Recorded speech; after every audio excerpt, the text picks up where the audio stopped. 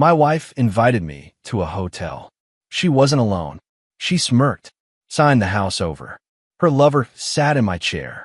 "You're transferring everything," he said, "or we ruin you." 2 days later, his smile faded. My wife went silent. He looked at me. "What did you do?" But before I begin, please like and subscribe to the channel. And we'd love to hear which part of the world are you joining us from. Let us know. Now, let's dive into today's story.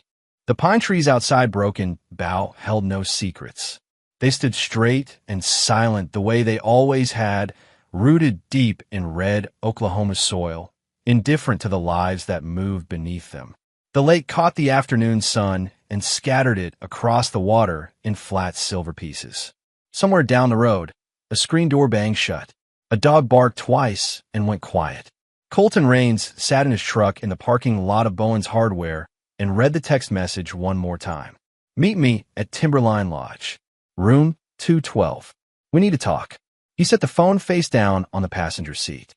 He looked at his hands. The knuckles were rough, stained faintly with gear oil that never fully came out no matter how hard he scrubbed. He had been using those hands since he was 17 years old, working on farm equipment in the summer heat, learning by doing, never once asking anyone to carry him. He had built a life from scratch. A house on a quiet road with a good well and a workshop out back where he spent his evenings in peace. He started the truck and pulled out of the lot. He already knew what room 212 was going to look like before he got there. Colton had known for 6 months. It started on a Tuesday in March, the kind of evening that arrives quietly and changes everything. He had come home early from a job, a broken track assembly on a crawler crane out near Eagletown, because the replacement part hadn't arrived and there was nothing left to do. The house was still. Tessa's car was in the driveway, which surprised him because she had told him she would be at her sister's place in Idable. He didn't call out when he came through the door. He was tired. He set his boots by the entry mat and walked into the kitchen to get water. That was when he noticed her gym bag on the counter, unzipped, and the edge of a second phone visible between a folded towel and a water bottle. He stood there for a long moment. He picked it up. The screen lit with a message notification from a contact saved only as a letter, D. He read it. Then he read back through the thread. Colton had always been the kind of man who felt things fully and showed them slowly. He did not rage. He did not break dishes. He stood at the kitchen counter and read every message in that phone while the refrigerator hummed and a truck passed on the highway outside. And by the time he set the phone back in the bag exactly the way he found it, he had already decided what he was going to do. He was not going to say a word. The messages told him everything he needed to know about both of them. Tessa and Derek Lott, a name Colton vaguely recognized from the lake crowd, a man who showed up at cookouts with a loud voice and a habit of making other men feel small. 41 years old, twice divorced. He had assault charges from a decade back, probation that had dragged on, and a child he owed support for and resented openly. Colton knew the type. Men who believed that wanting something hard enough made them entitled to it. The texts were not love letters. There was no tenderness in them. They were transactional, low, and increasingly focused on one subject, the house. He owes you. Get the house. Make him transfer it. Clean break. You put years into that place.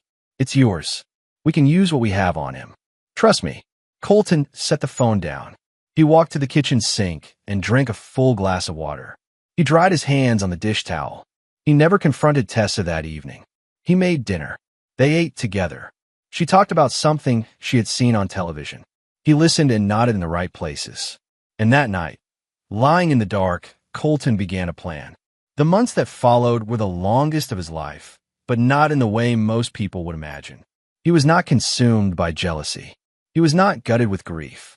He had loved Tessa once. That was real, and it cost him something to let go of it. But what replaced love in those months was a cold, focused clarity. He had a problem to solve. He intended to solve it correctly. He started with what he knew. He pulled every financial record he could access. He checked their joint accounts, credit reports, loan balances. He was thorough about it the way he was thorough about everything. The way you had to be when you were diagnosing an engine problem that made no sense on the surface, but was always something specific if you looked carefully enough. What he found made his jaw tighten. 3 credit card accounts, all opened digitally, all using his social security number. The balances were not small. The spending had started 8 months ago, before he had even found the second phone, and the charges pointed everywhere that Derek Lott's life was expensive. Restaurants in Dallas, a weekend at a resort in Hot Springs, electronics, gas stations along I-35. Derek had told her to do it. Colton had screenshots of that too. In one of the messages, Derek laid it out plainly. Use his number. He won't check. And even if he does, you're married. They can't prove anything. Colton printed everything. He organized it in a manila folder in the locked drawer of his workshop desk. He did not touch it again for 3 weeks. Then he made a phone call to his attorney, a quiet woman named Elaine who had an office on Main Street and who had known Colton's family for years. He explained the situation without emotion. She listened. When he finished, she said, "You're going to need to be very careful about the order of operations here." "I know," he said, "and you can't tip them off." "I won't." He refinanced the house. It was not complicated. The mortgage was in good standing, his credit was strong, and with the right paperwork it moved cleanly. He made sure every piece of it was in order and documented. The house became his own. He filed the new deed. He did not tell Tessa. Then he bought a small digital recorder and put it in his shirt pocket. He waited. The text came on a Wednesday. "Meet me at Timberline Lodge. Room 212. We need to talk." Colton read it, set the phone down, and finished the bolt he was tightening on a Cat 320 excavator bucket. He cleaned his tools. He washed up. He drove home and changed into a clean pair of jeans and a plain gray shirt. He looked at himself in the bathroom mirror for a moment. His face was unremarkable in the way that honest faces often are, weathered, wide at the jaw, dark eyes that held whatever they felt without advertising it. He was not a man who looked like trouble. He had always counted on that. He pressed the record button on the small device and slipped it into his shirt pocket. Then he drove to the Timberline Lodge. The lodge sat at the edge of a tree line off Highway 259, a 2-story structure built from cedar and stone that tried to look rustic and mostly succeeded. The parking lot held a dozen vehicles. Colton recognized Tessa's silver SUV parked near the far end. A blue pickup he didn't know, Derek's, sat 2 spots down. He sat in his truck for exactly 2 minutes. Not because he was afraid. He simply wanted to arrive with no excess inside him. No anger, no hope, no nerves. He wanted to walk through that door emptied of everything except attention. He got out of the truck. The evening air smelled like pine sap and distant water. The lake was maybe half a mile through the trees. A pair of guests walked past the parking lot carrying fishing rods, laughing about something, their voices fading as they turned the corner. Normal evening. Normal town. People going about their lives. Colton climbed the outside stairs to the second floor and walked down the corridor. The carpet was dark green, the kind that absorbed footsteps. He found 212 near the end of the hall and knocked twice. Tessa opened the door. She was wearing a button-up blouse, and her hair was pulled back, and she looked like a woman who had rehearsed this moment and was trying to remember her lines. She stepped back from the doorway and let him in. Derek was sitting in an armchair near the foot of the bed. His boots were on, heavy-sole work boots that had never seen a work site, and his arms were crossed over his chest. He had a broad face and a thin layer of stubble kept deliberately short, and he was the kind of man who sat with his knees wide apart as though he were claiming the room. He looked at Colton and smiled. Not a friendly smile. The kind of smile that was meant to tell you where you stood. Tessa moved to stand near the window with the curtains drawn behind her. She did not look at Colton directly. She was looking at the floor, then at the wall, then at a point somewhere between them. "Close the door," she said. Colton closed it. He stood just inside the room. He did not move toward the chairs. He did not sit on the bed. He stood where he was and looked at his wife. She lifted her chin. Something in her posture shifted, stiffened, like she was stepping into a role she had been rehearsing but wasn't fully sure she had right. "We're done pretending," she said. Her voice came out flat and rehearsed, and he could hear Derek's influence in it. That bluntness was not natural to her. She had learned it from someone. Colton said nothing. Derek unfolded his arms and leaned forward in the chair. "Here's how this goes," he said. "Simple. Clean. You sign the house over to her. Voluntary transfer. We move on. Everybody walks away. And if I don't? Derek smiled wider. Then we post everything. Videos, messages, whatever we've got. He paused. And we'll tell people you were unstable, that you threatened her, that she was scared. Colton looked at Tessa. For just a moment, she met his eyes. Then she looked away. The videos, Colton said. The messages. He said it slowly, the way you repeat something to make sure you have heard it correctly, not because you were surprised. You know what I mean, Derek said. I want to make sure I understand. Colton's voice was even. He took a small half step and set his hand on the edge of the table near the door. Beneath his palm, out of sight, he adjusted his shirt pocket slightly. So you're saying, if I don't sign over the house, you'll make claims about me? Derek tilted his head. That's what I said. Say it again. Derek frowned. The smile faded at the edges. What? Say it again. So I understand exactly. Derek glanced at Tessa, then back at Colton. He was trying to figure out if there was something wrong in the room, and he wasn't finding it. He saw a calm man with his hand on a table. He saw nothing to worry about. You give her the house, Derek said. Voluntarily. Or we ruin you. Simple as that. Colton nodded slowly. Okay, he said. That one word sat in the room like a stone dropped in still water. Derek blinked. He had expected resistance. He had expected anger. He had maybe expected begging. He had not expected okay, delivering the same tone a man uses when someone tells him the weather. Tessa looked up. Derek recovered. He pulled a folded sheet of paper from the inside pocket of his jacket and held it out. Sign at the bottom. Date it. Colton picked up the paper. He took his time reading it. His eyes moved down the page without rushing. Read it aloud, he said. Derek stared at him. Are you serious? I need to be sure about what I'm signing. Derek took the paper back with a short exhale of irritation. He skimmed it. You voluntarily transfer your half of the marital home. He looked up. That's it. You happy? And if I refuse? Derek's jaw set. I already told you. We have what we need to make your life miserable. You want to fight us on this? You're going to spend the next 2 years in court with your reputation in pieces. He leaned back. Sign it, and you keep your dignity. Colton picked up the pen from the table. He looked at the paper.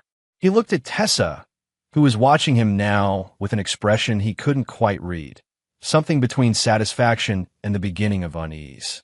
He signed. He dated it. He set the pen down and picked up the paper and held it for a moment, then handed it back to Derek. There you go, Colton said. Derek took it and folded it without looking at it again. Colton walked to the door. He put his hand on the handle. He paused. Take care of yourselves, he said. He walked out. He went down the stairs and through the parking lot and got into his truck. He sat there for a moment with the engine off. Through the windshield, the trees were dark shapes against the fading sky. He reached into his shirt pocket and pressed stop on the recorder. He drove home. The next morning, Colton was up before 5. He made coffee and sat at the kitchen table in the quiet house with a manila folder open in front of him. The recorder sat on the corner of the table. He had listened to the playback twice already. The audio was clean. Derek's voice was clear. Every word. He had a 7:30 appointment with Elaine. He showered, dressed, and was at her office 10 minutes early. He laid everything out on her desk in order. The printed text messages, the credit card statements, the screenshots from the second phone, and the recorder beside all of it. Elaine listened to the recording without speaking. When it ended, she set her glasses on the table and looked at him. You understand what you have here, she said. I think so. This is extortion. Clear, documented on tape. She tapped the recorder.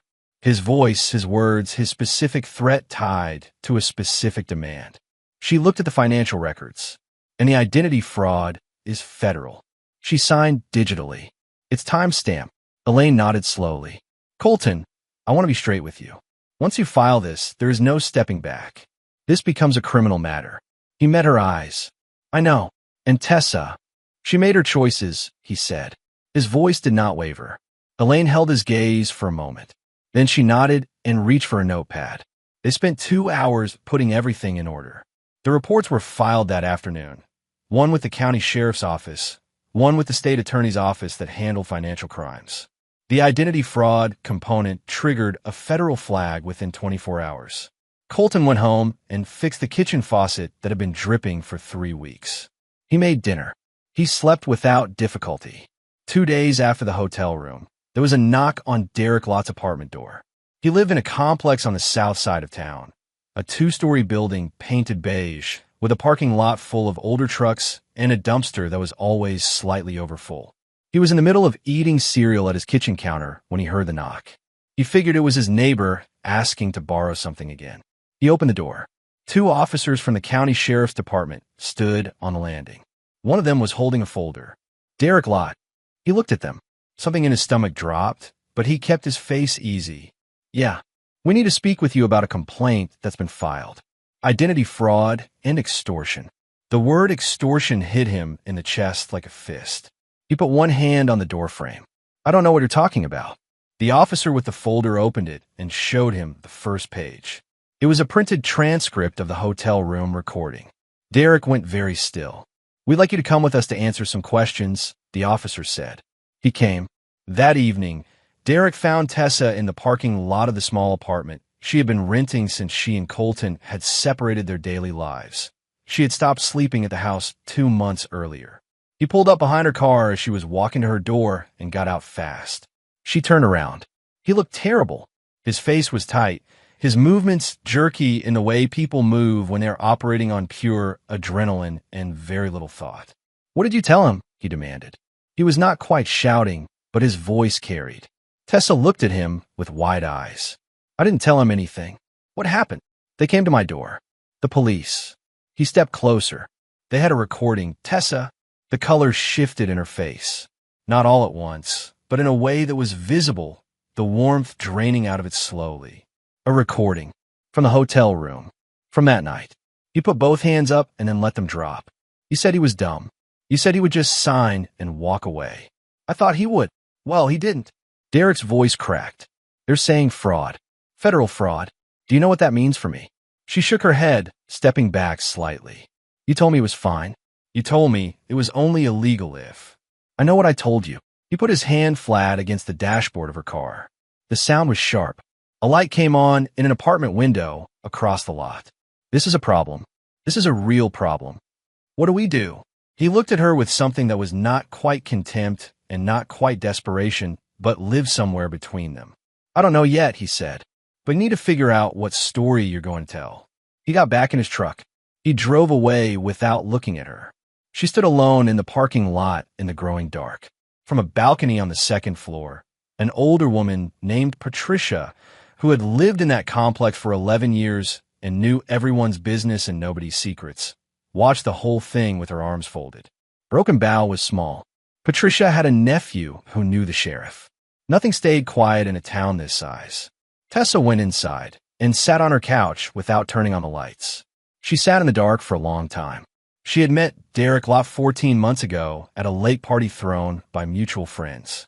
He was louder than Colton, more immediately present, the kind of man who filled a room with sound and movement and made it feel like something was always about to happen. At the time, she had told herself that was what she wanted. Energy, spontaneity, something different from the steady, quiet life that had come to feel like standing water. She had been wrong about what that meant. She saw it more clearly now, sitting in her dark apartment with her hands in her lap, than she had in the entire 14 months she had been making decisions based on it. Derek had never loved her. He had needed something from her, a solution to a financial problem, a warm body, a person willing to take risks he could direct from a safe distance. She had not seen it, or she had seen it and told herself it was something else. She pressed her palms against her knees. The credit cards. She had known when she was doing it that something was wrong. The wrongness of it had been present, a low hum beneath everything. But Derek had explained it away so easily, so quickly, the way he explained everything. Fast, confident, with just enough logic to quiet the concern before she could hold it long enough to examine it. It's only illegal if someone reports it. She had let herself believe that was an answer. She closed her eyes. The next morning, Derek packed a bag. He moved fast and without plan, which was how he had always moved when he was scared, though he would never have named it as fear. He called it thinking on his feet. He had always been a man who believed that momentum was the same thing as control. He had a friend in San Antonio. He had driven down to Texas before. He could lay low, figure out the angles, let things cool. The fraud charge, that was Tessa's mess. Her name was on the applications. Her signature. He had told her what to do, but he had not put the pen in her hand. She could deal with it. He would deal with his own angle. He threw his duffel in the back seat, locked his apartment, and drove south on Highway 259 toward the state line. He did not answer Tessa's calls. There were 4 of them before he turned his phone to silent. He watched the pine trees give way to flatter, drier country as he crossed into Texas. He turned the radio up. He was doing almost 90 when the highway patrol unit pulled out behind him. The lights came on. Derek checked his mirror. His hands tightened on the wheel. He pulled over with the careful deliberateness of a man trying to perform innocence. The officer came to the window, ran his plates, came back with a different expression than he had left with. There was a warrant. Colton had moved faster than Derek had calculated. The warrant had been processed the previous afternoon. Identity theft charges, conspiracy, extortion. It had been flagged and shared with neighboring jurisdictions within hours. Derek sat behind the wheel on the shoulder of a Texas highway with the wind off the flatlands moving through the window and the officer's hand resting on the door, and he did not fight it. He was not a man who fought things that were already finished. He got out of the car. He put his hands behind his back. He did not say anything. The county interrogation room smelled like old coffee and industrial cleaner. The walls were the pale yellow of something that had started out white and given up. A single light above the table made everything slightly too bright, the kind of brightness that made you aware of every line in your own face. Tessa sat with her hands flat on the table in front of her. She had not slept. There were marks beneath her eyes that makeup had not covered well, and her hands trembled slightly against the table surface. She kept pressing them flat to stop it. Detective Howard, a steady, gray-haired man who spoke in the careful, unhurried way of someone who had been doing this work for a long time, set a stack of printed bank statements on the table in front of her. He sat down across from her. He looked at her the way people look at something they understand completely and find neither surprising nor satisfying. "Walk me through the account openings," he said. Tessa looked at the papers. The account numbers were highlighted in yellow. "I can explain." "Please do." She had come up with a version of events during the long, sleepless night. It was not a good version. She knew it wasn't good, but she hadn't been able to build a better one, and she had to say something. "He knew about them," she said. "My husband knew. We talked about it. It was for joint expenses." Howard's face did not change. He reported them, he said. Just those 3 words. Something shifted inside her chest. A kind of dropping sensation like stepping off a curb you didn't see. He filed the report himself. Provided documentation. Howard turned one of the pages toward her. "This is a screenshot of a conversation between you and the co-defendant, in which he advises you to use your husband's social security number and tells you your husband will not check." He tapped the page. "Your response is visible here. You agreed." She stared at the page. "That's taken out of context," she said. Her voice was smaller than she intended. Howard folded his hands. "Ms. Raines, the charges are financial fraud and forgery. The federal component relates to the use of another person's identifying information to open lines of credit." He paused. "These are serious matters. If you have something to tell us about how you came to make these decisions, now would be the right time." She opened her mouth. "Closed it. He made me do it," she said finally. It came out quietly, almost a plea. Howard looked at her without any particular expression. "That's something your attorney will need to take up with the court," he said. He gathered the papers back into his folder and stood up. She sat in the room alone after he left and stared at the yellow walls. She had imagined this going 100 ways, and none of them had looked like this. None of them had included Colton already being 10 steps ahead. She had called him cold for years. She had said it to Derek, said it to her friends, said it to herself as justification. "He's cold. He's distant. He doesn't feel things the way I need him to." She had believed that. She had needed to believe it. But cold men don't plan like this. Cold men don't wait like this. Cold men don't document everything in file reports and move their names onto deeds and refinance mortgages and sit quietly across the table from 2 people trying to steal from them and say okay, because they already know that okay means nothing. She pressed her hands over her face. Colton heard about the arrest from Elaine, who heard it from the sheriff's department directly. He was under a John Deere 670G motor grader at the time, working on a seal that had been leaking since the previous Friday. His phone buzzed on the toolbox beside the vehicle. He slid out from under it and looked at the screen. Elaine's message was short. Warrant executed. He's in custody in Texas. Extradition pending. He set the phone down. He slid back under the grader. He finished the seal. The request to see Tessa came from her attorney, a woman named Dana who had taken the case on short notice and who called Elaine twice before Elaine called Colton. She's requesting a brief meeting with you before the formal charges are scheduled. Colton was quiet on the phone for a moment. What does she want? He said. I believe she wants to explain herself. Another pause. When? He said. Tomorrow morning. The facility allows a 15-minute visit. He looked out the window of his workshop at the backyard, at the woodpile he had been meaning to res-tack, at the big pine that his father had helped him plant 20 years ago that now rose higher than the roofline. I'll be there, he said. He drove to the county facility the next morning under a sky the color of old iron, the kind of heavy gray that came before November cold. The leaves on the oaks were going amber and rust.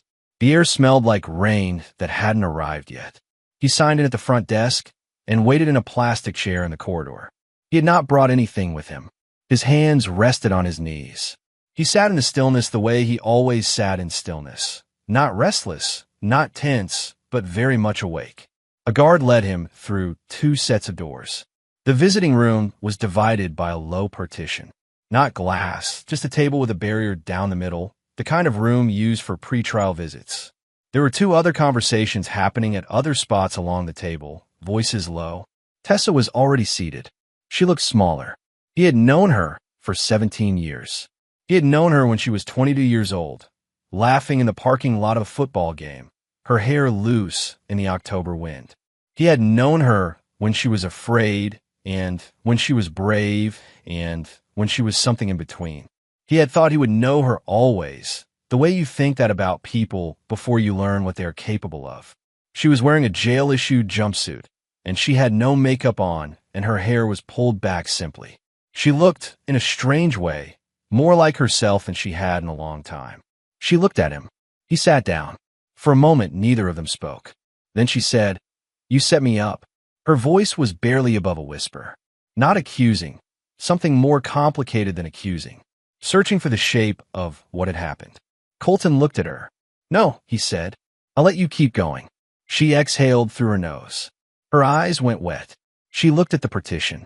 "I didn't want this," she said. He waited. "Wasn't supposed to be like this. It was supposed to be," she stopped. "Started again. He told me it would be clean, that you would just accept it. And you believed him. It wasn't a question." She heard the weight of it anyway. "He made me believe him," she said. "He's good at that." Colton's jaw tightened almost imperceptibly. He recognized the move. The shift away from personal responsibility, the search for an external cause, the hope that if she could make the blame land somewhere other than herself, it would be easier to carry. He had expected it. He did not offer her the comfort she was reaching for. "He made you open credit cards in my name," Colton said quietly. "He made you sit in that hotel room and threaten to destroy my reputation. He made you do all of that. I know how it sounds. I think you made choices," he said, "and I think you made them knowing what they were." She pressed her lips together. A tear moved down one cheek, and she wiped it with the back of her hand in a quick, almost angry motion. "We were unhappy," she said. It came out like something she had held onto, a last piece of justification. "You have to admit that. We weren't. Being unhappy doesn't make you a criminal." The words landed clean and flat. He hadn't raised his voice. He hadn't needed to. She looked at him for a long time. He held her gaze without softening it. He thought about the boy he had been at 23, pouring a concrete foundation by hand in July heat because he couldn't afford to hire it out, because he was going to build something solid if it took everything he had. He thought about every Sunday morning he had brought her coffee in bed. Every winter he had kept the pipes from freezing and the driveway cleared. Every quiet evening at the lake, the 2 of them on the dock with the water going still and pink in the setting sun. He let all of it pass through him. He stood up. She said his name. Just once. He looked at her for a moment longer. Then he walked out. He did not look back through the window. He did not stop at the door. He moved the way he had always moved, steadily and without hesitation, with the particular economy of a man who has made his decision and has nothing left to negotiate with himself about. The guard led him through the first door. He walked to his truck. He sat in the driver's seat and looked out at the facility's small parking lot, at the chain-link fence along the perimeter, at the thin line of trees beyond it. He started the engine. He drove home. The courthouse in McCurtain County was a brick building set back from the main road with a row of aging elms in front of it that had survived several storms and showed it in the way their branches grew. Irregular, reaching in different directions, but rooted and standing. Colton attended the arraignment hearings because Elaine had told him his presence mattered and because he believed in finishing things. He sat in the gallery and watched.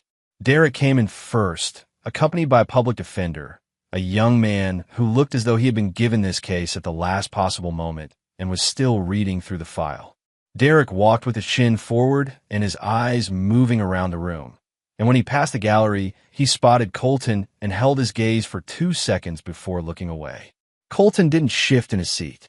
He just watched. Derek's charges were read. Conspiracy to commit fraud. Identity theft. Extortion. The judge was a woman named Carmichael who had been on the bench for 22 years and who read the charges the way a doctor reads a chart. Without drama, with complete attention. When the prosecutor played a portion of the hotel room, recording in open court, Derek's attorney tried to object on procedural grounds. The judge overruled him without looking up from her notes. Derek's voice came through the courtroom's audio system, clear as a conversation happening in real time. You give her the house, voluntarily, or we ruin you. Simple as that. Colton sat with his hands folded in his lap. The defense had tried to suggest that the recording had been obtained improperly. Elaine had handled this before Colton ever arrived at that hotel room. Oklahoma law permitted recording of a conversation by a party to that conversation. Colton had been a party. There was nothing to challenge. Derek tried a different angle. He told his attorney to imply that Tessa had been the instigator, that he was a passenger in her scheme, following her lead. His attorney presented this argument with as much conviction as the circumstances allowed. In the second hearing, Tessa's attorney presented almost the exact inverse version.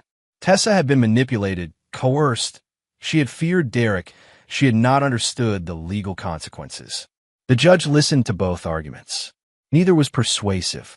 The text messages were extensive, time-stamped, and explicit. The financial records were documented. The recording was unambiguous. The evidence did not leave room for elaborate alternative explanations. Derek received a sentence of 4 years on the combined charges, reduced from a potential 7 based on his attorney's work and the absence of a prior fraud conviction, though the assault record from a decade back was noted and did not help him.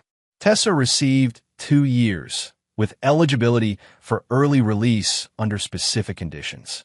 She had cooperated partially with investigators, which her attorney argued in mitigation. The judge accepted the argument to a limited degree. Both of them tried, in their separate hearings, to blame the other. Neither of them mentioned, with any apparent clarity, that none of it had been necessary, that a man they had underestimated had simply decided not to be defeated and had gone about ensuring it with patience and precision. Broken Bow had its share of drama. Every small town does, but the story of the Raines case spread through it with particular speed and particular attention to detail. People at the diner on Main Street talked about it. Men at the bait shop on the Lake Road talked about it. Wives mentioned it at book club. The hardware store owner had known Colton since he was 12 years old and told anyone who came through the door that he had always known that boy was sharper than he looked. A few people shook their heads at Tessa. A few expressed something like sympathy before catching themselves. Most of them came around to the same feeling, which was that it had been handled right, not with fury and spectacle, but with evidence and process, the way a serious person handles a serious wrong. Nobody said much to Colton about it directly. People in Broken Bow understood the difference between respecting someone and making a show of it. A couple of neighbors left casseroles on his porch without notes. He ate them and thought they were good and never mentioned it to anyone. The legal process took time to settle. Hearings, filings, appeals on minor procedural points, the slow administrative machinery of the court system moving at its own pace. Elaine managed most of it. Colton checked in with her every week and otherwise went about his life. He replaced the water heater in November. He rebuilt the steps on the back porch, which had been creaking for 2 years. He winterized the workshop properly this time, adding insulation along the north wall that made a real difference when January arrived with its hard freezes. He worked. He had always worked. That had never been in question. But there was something different about working now, something lighter. He moved through his days without the low, constant pressure he had not fully noticed until it was gone. He had carried the knowledge of Tessa's betrayal for 6 months while still sharing the same world with her, and the weight of that, it turned out, had been considerable. It was gone now. The house was his. The credit issues were being resolved. Elaine had worked with the financial institutions involved, and between the fraud documentation and the criminal charges, the illegitimate accounts were in the process of being cleared from his record entirely. His credit score, which had dropped when the accounts were opened, would recover fully. He did not feel triumphant about any of it. He did not feel the need to. He had done what needed to be done. That was all. Spring came to Broken Bow the way it always did, gradually at first, and then all at once, the kind of transformation that sneaks up on you until one morning you walk outside and the air is warm and smells green and you realize that the hard season is over. Colton found the old aluminum fishing boat behind his workshop on a Saturday morning in April. He had bought it from an estate sale 3 years earlier with the intention of fixing it up and had gotten to it intermittently, and then not at all. It sat on a low trailer with flat tires, the hull dull and pitted in places. One of the bench seats cracked along one edge. He stood and looked at it for a while. Then he got his tools. He spent 2 weekends on the hull, sanding it down, treating the metal, applying a proper sealant. He replaced the bench seat. He put air in the trailer tires and replaced the one that had a slow leak. He sourced a second-hand outboard motor from a man in Broken Bow who was clearing out a storage unit and got it running properly with a couple of hours of patient attention. His neighbor Wade came by one Saturday afternoon and leaned on the fence watching. Wade was in his 50s, a retired electrician, and he had a habit of showing up precisely when something worth watching was happening. "Looking good," Wade said. Getting there, Colton said. He was sitting on a stool beside the boat, working on the motor mounting bracket. Wade was quiet for a while. He watched Colton work. Then he said, "You know, my wife heard about the whole thing. From the Hendersons. I figured. She said she felt sorry for Tessa." Colton glanced up. Wade shook his head quickly. "I told her to keep that to herself." Colton almost smiled. He went back to the bracket. Wade leaned on the fence a while longer. He picked up a leaf from the ground and turned it between his fingers. Then he said, in the way a person says something they've been holding for a while, "How do you keep so calm through all of it?" Colton set down his wrench. He looked out past the workshop at the tree line at the edge of the property, where the pines ran thick and the ground stayed soft even in dry weather. The lake was a mile through those trees. He knew every road that got there. When someone thinks you're weak, he said, you let them. He picked the wrench back up, and you document everything. Wade stood there a moment. Then he nodded slowly, like something had just confirmed itself. "You want coffee?" he said. "After I finish this," Colton said. On a Sunday in late April, Colton loaded the boat onto the trailer and drove it down to the public ramp at Broken Bow Lake. He backed it in. He got it floating. He stepped aboard and pulled the motor cord, and it started on the third pull, which was honestly about as good as you could hope for with a second-hand outboard. He moved out across the water. The lake was wide and still and catching the morning sun from low angles, breaking it into bright points that moved across the surface. A great blue heron stood in the shallows near the tree line on the far bank, absolutely still, waiting. Colton cut the motor and let the boat drift. The silence was complete in the particular way of outdoor silence. Not the absence of sound, but a presence of it. The insects and birds and the small movement of water against the aluminum hull, all of it creating something that felt like actual quiet rather than just the lack of noise. He thought about his father, who had taught him to fish on this lake when he was 7 years old. His father had been a patient, mostly silent man who communicated most things through example. He had not taught Colton to fight. He had taught him to wait, to watch, to understand what was actually happening before responding to it. Don't let your mouth move before your mind does, he used to say. Colton had not always done that, but he had learned it. He picked up the fishing rod he had brought and set a line. He was in no hurry. Tessa served her time in a facility 40 minutes outside of town. She was released after 14 months under an early release program, having met all conditions. She did not return a broken bow. Her sister and Idable came to pick her up and drove her back, and as far as anyone in town knew or said, that was where she settled. Whether she made anything better of herself after that, Colton did not know. He did not seek the information. He wished her no particular ill. She had enough of her own, and he held no particular hope for her either. She had become, in his mind, something like a problem that had been correctly solved. The solution held. There was no need to revisit it. Derek served more of his sentence than Tessa and was released eventually to a different state. He had family in Missouri. Nobody in Broken Bow heard from him. Nobody expected to. Summer settled onto the town the way it always did, thick and green and alive with the sound of boats on the lake and children on the roads. Colton worked steadily through June and July. There was good work to be had. The construction season kept equipment moving and breaking down and needing repair, and his reputation, if anything, had strengthened through everything that had happened. He had a waiting list by July, which he had never had before. He had dinner with Wade and Wade's wife, Carolyn, a few times through the summer. He drove to Idable to see his own sister and her family. He took the boat out early on Sunday mornings when the water was flat. He was not unhappy. He was not performing happiness either. He simply was, in the plainest sense, a man living his life cleanly and without damage, working and resting and moving through the seasons of Broken Bow the way he always had, the way his father had, the way the pines and the lake did, without apology, without explanation, without asking permission from anyone. He had built everything himself. He intended to keep it. In the fall, when the maples on the State Park Road had gone red and the air had that particular edge to it that meant the first real cold was close, Colton drove to the hardware store and picked up a new set of files for his workshop. He stopped for coffee at the diner on the way back. The woman at the counter, a young woman named Bree who had worked there since high school and knew everyone by name and order, set his coffee in front of him without being asked and said, "Heard you got that old boat running." "I did," Colton said. "Catch anything?" "A couple of crappie." Threw them back. She laughed. "Why bother catching them then?" He thought about it. "Because you can," he said.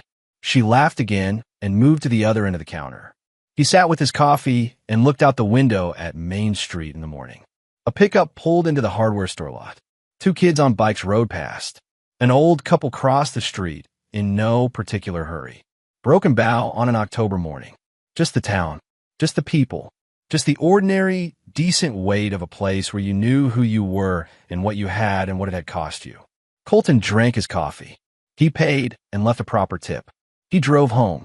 Two people sat in separate facilities staring at walls that had not changed since the day they arrived. They had walked into a hotel room in Broken Bow, Oklahoma, believing they had every advantage. They had a plan, leverage, and a target they had convinced themselves was slow and simple and easy. They had been wrong about all of it. Colton Rains had not won by fighting. He had won by watching, by letting them believe, for exactly as long as it took, that they were in control. He had given them enough space to build their own case against themselves, and then he had handed that case to the people whose job it was to act on it. He had not needed to be cruel. He had not needed to be loud. He had needed to be patient and careful and correct. He was all three. The house stood on its quiet road south of town. The workshop light came on in the evening. The lake moved in the mornings the way it always had. Everything that was his remained his. He had made sure of it.